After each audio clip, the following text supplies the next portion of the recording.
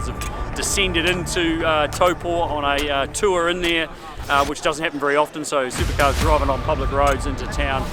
The vibe is just starting to electrify. There are people everywhere. The excitement levels are enormous.